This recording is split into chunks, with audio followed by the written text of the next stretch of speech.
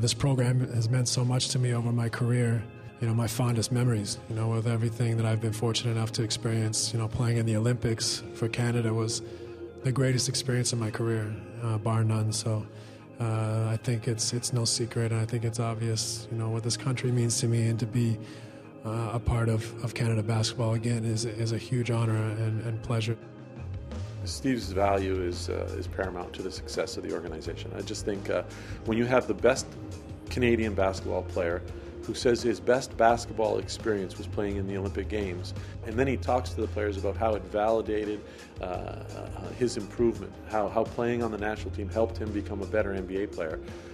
When you have that message going to our young players that are not only in the NBA but are aspiring to become NBA players, how can that not mean something to you?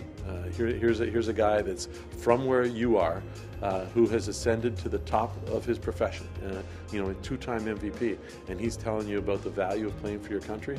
I mean, it shouldn't have to come from him like that, but that validates it even more, that you should have the passion to want to wear your country's colors. I think it's always been a relationship of respect, and I think that's how we first met and how we got to know each other. Is there's a mutual respect.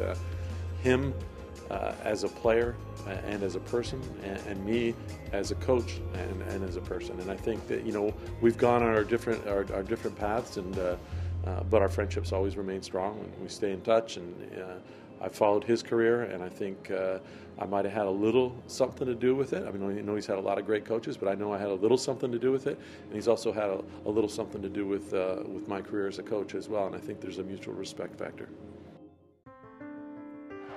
Canada's going back to the games. Against the odds, Triano, Steve Nash, and this very young national team. The immediate goal is to try to qualify for the World Championships, and the qualification process happens next summer. I think it'd slow down our progress if we did not qualify for that. So I know we're going to be very young, but if we can qualify for that, that gives us a World Championships to go to with a young team. And you can't replace those experiences. I think those are the things that you need to have your young players go through to accelerate their development, because we are going to be very young. There's an experience factor that we need to overcome, but that's part of our strategy as well. Use the youth and the depth that we have in this country, and see if we can turn some heads even before people expect us to be really good. If we can do that, if we're successful, converting as much of this talent to the NBA into Olympic quality basketball players, we can inspire the next generation, and we can change the game for the better.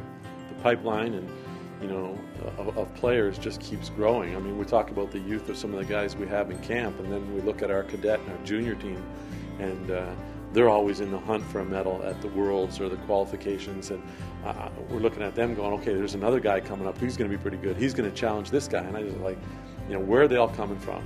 But it's exciting. It's exciting for basketball in this country, and it's going to, our goal is to put basketball on the map again, and keep it there. Triano, head coach of the Canadian men's senior national team, and we represent